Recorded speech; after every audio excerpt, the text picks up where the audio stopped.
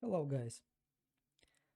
Today is quick, probably, breakdown of procedural participation feature I recently added to my dynamic weather system. And it's actually quite easy to recreate and integrate to any system. And I also think that we should start with some theory. So, generally, participation here is a sort of mask that is used as an alpha between two different layers. So when we are lerping between several layers, it should have some rule. So for instance, if we talk about rain, everything gets wet, but puddles should appear only on particular angles and when the ground is not very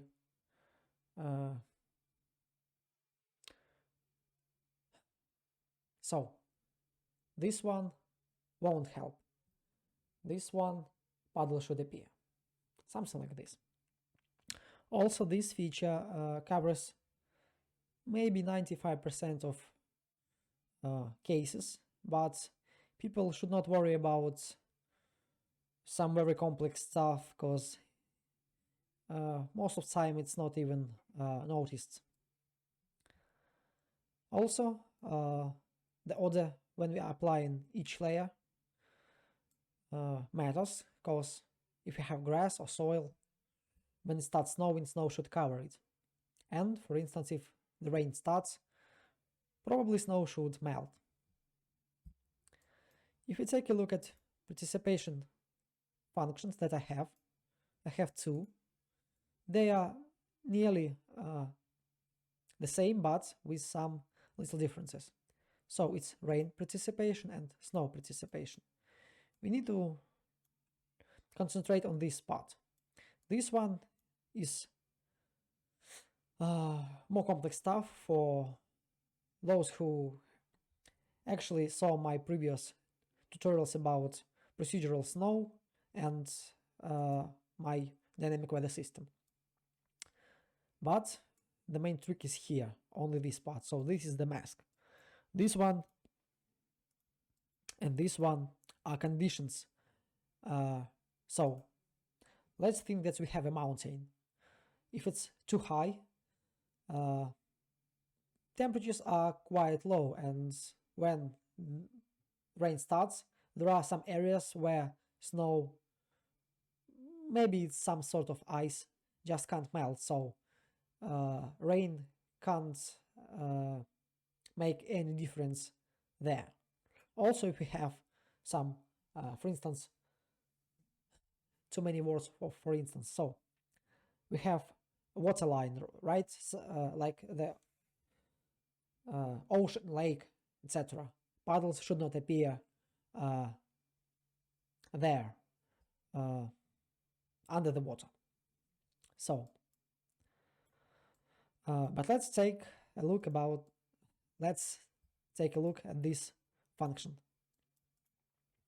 So what do we have here? I have material collection attribute, which is called participation. And as you can see, I have mask particular channel. That's because I have two different curves.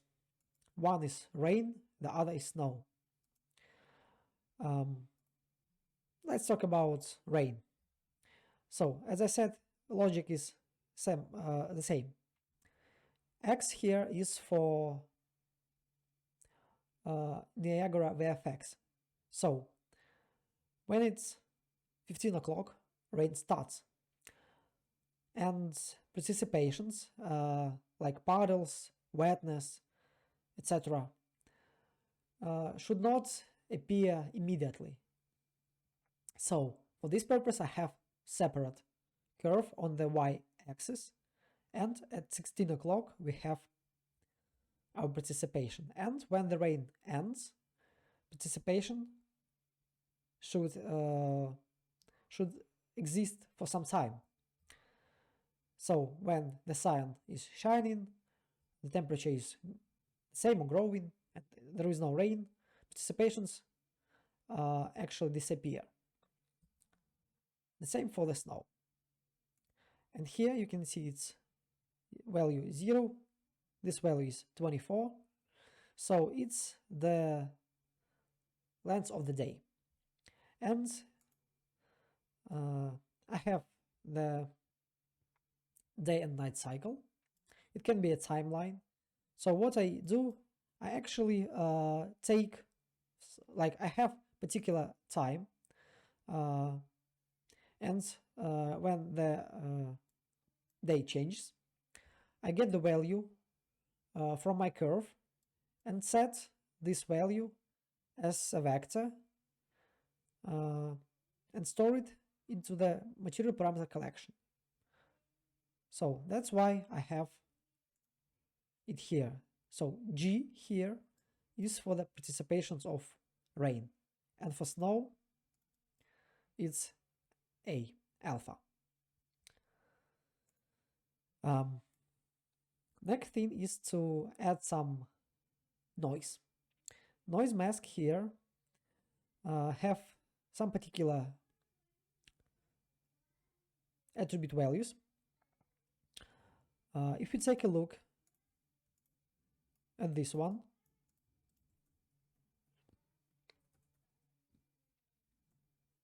sorry guys,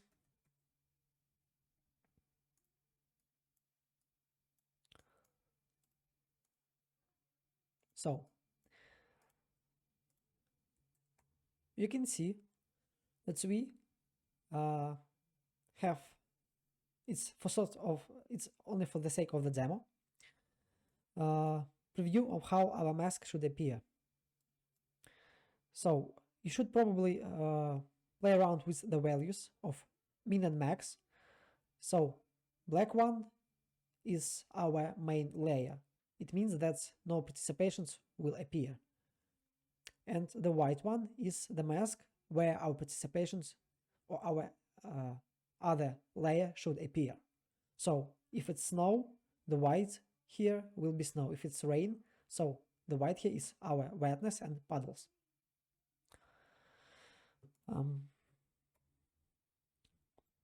Multiply here is for changing the tile or the size of our mask. As you can see, I have input function. It's vector 3, and for each channel, if you take a look like at the puddles, I have custom name for each channel. So R here is for tileness, G here is for the mask hardness. It means that when we have our mask, if we use power, we'll have some more precisely sharp edges of our mask. B here is for the smooth depth fades into the infinity. It means that if you don't have this one, if you have tileness appear like the mask applies on our ground, on some long distances we will see sort of shimmering of this mask. So we need to lerp it smoothly to maybe 0, so we will not see any mask at all at long distances.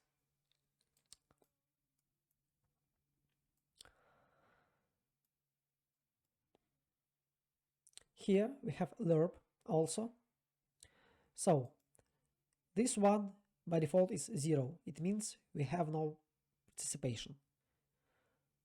If it's changed with the timeline, it actually goes to 1.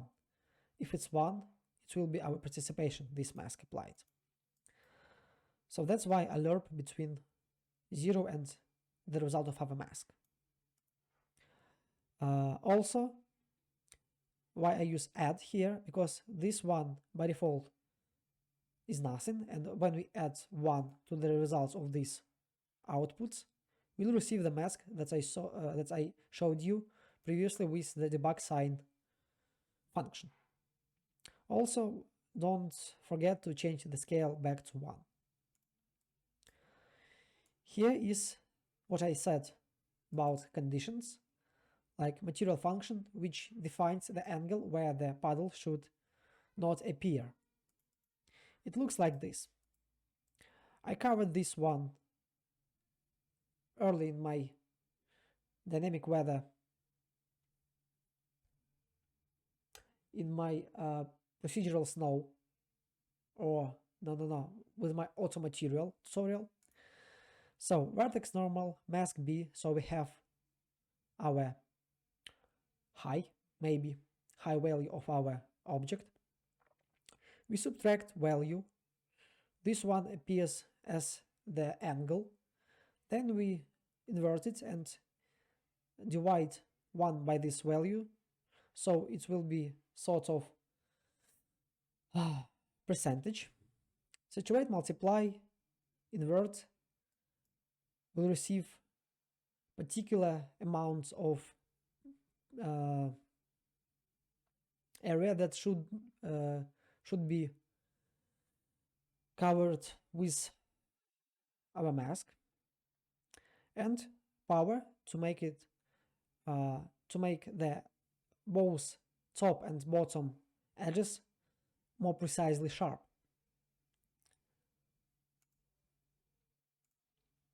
So hardness here is 1, slope angle is 0.9. It means that puddles won't appear on any sort of angle, only on the flat ground. So you can go with this one and see by yourself how it works. Next is, it was the rain participation, right? Here is our snow participation. So you can see that, as I said, same layout, but with a little difference. Because if you take a look at the rain participation, puddles and wetness on the horizon probably will blend with the ground. But if it's snow, our outland, our long distances should be covered with snow. That's why if it's 0, then it starts increasing with the timeline. It goes to 1. So we're looping between the result of this add and the alpha that changes from 0 to 1 here. And this one are actually high conditions. If you want to know how they works, you can go and check my previous tutorial.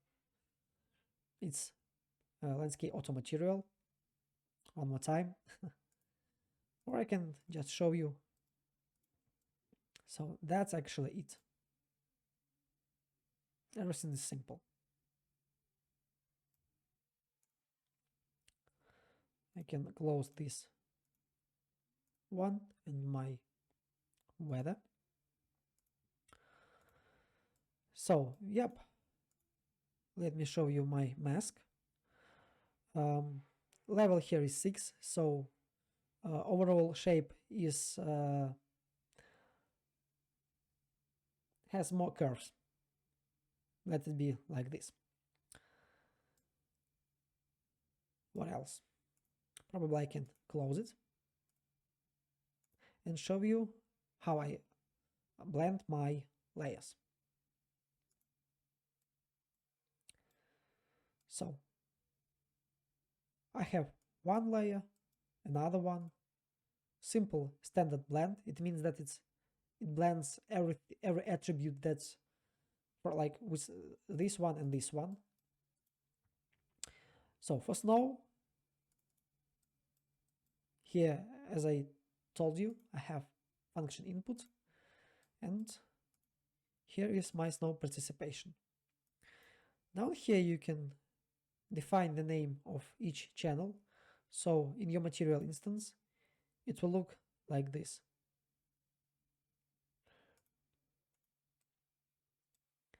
And next one after snow is participation of rain. Now I'll show you my puddle material. Not material, but layer. So here I set material attributes. Roughness is constant.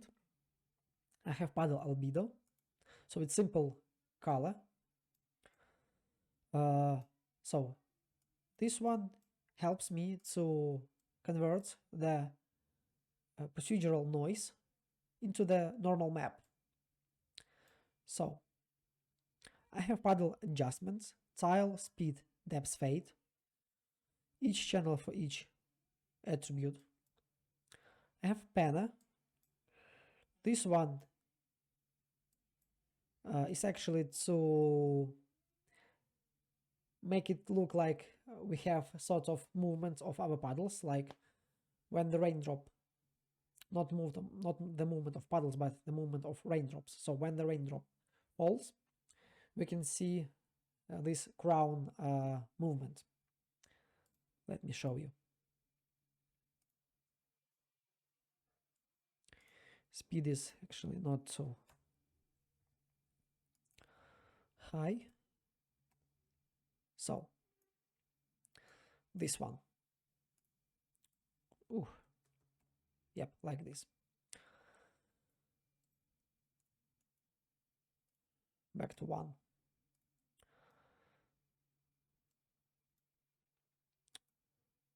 So we can see these values.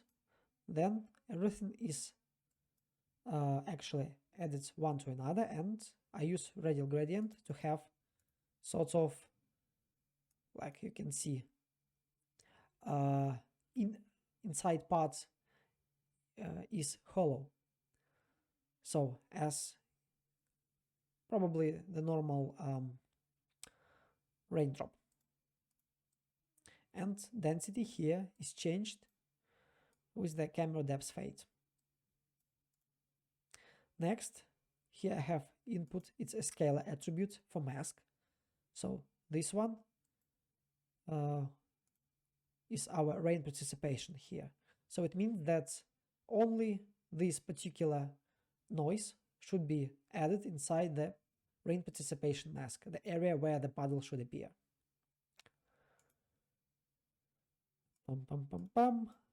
Next one is this one. Prepare perturb normal high quality and perturb normal high quality. And here to normal. This one is my material layer, like all my material layers. They have grass, rock, snow, and soil are derived from this material function. Just quick demo.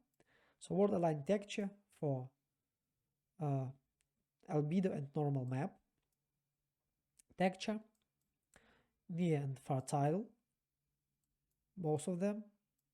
I have also adjustments where, let me see. Let me see what I have.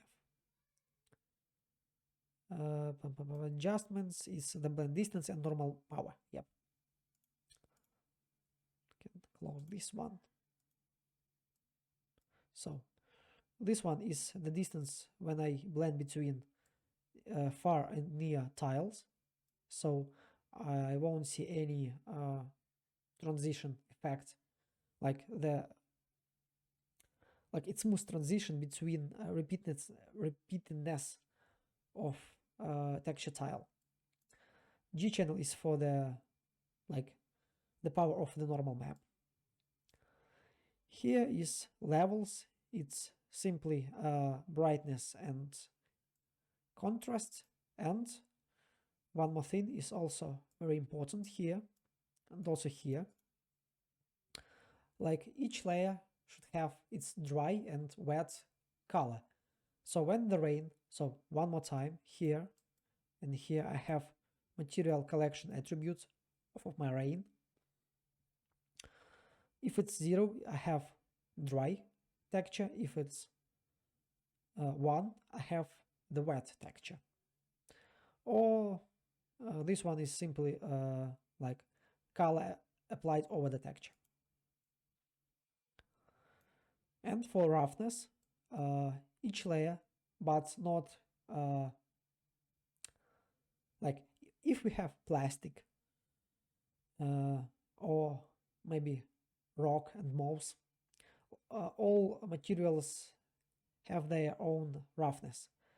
That's why each layer should have more or less roughness when it's wet. That's why I learned between R is our default roughness, G is our wet roughness. That's it. So once everything is actually added together, combined together, we'll receive what you saw from the demo. And probably I can show you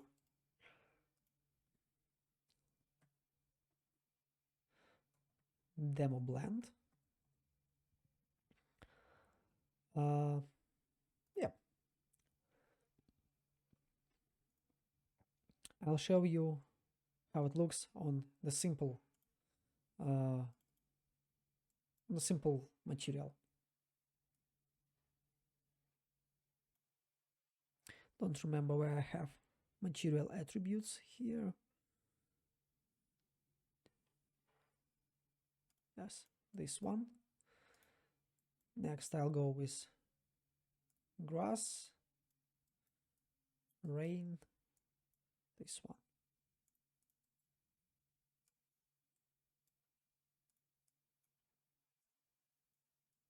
So only two layers, grass and precipitation puddle. One more time, how our puddle looks. And I even go with this one.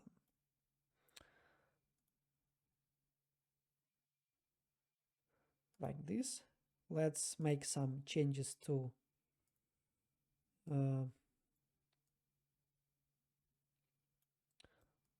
our surface. So you will see that puddles won't appear on angles.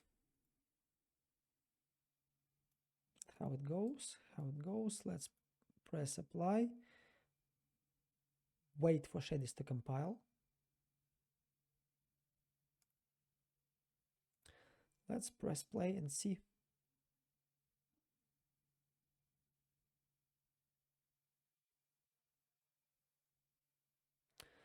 Firstly it was snow, but I used only rain. Okay, let's change weather time to be 14.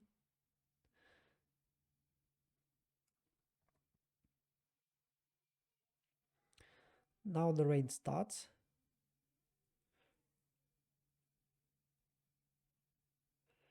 And you can see our puddles, but not on any particular angle, only on the flat surfaces.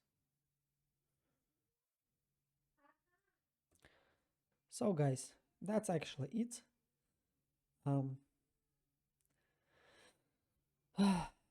I do have Patreon, Discord. You can ask me questions there. Support me if you like. The holidays are coming, and I'll take some rest for a week or two. Then I'll come back with more tutorials. And yep, see you soon.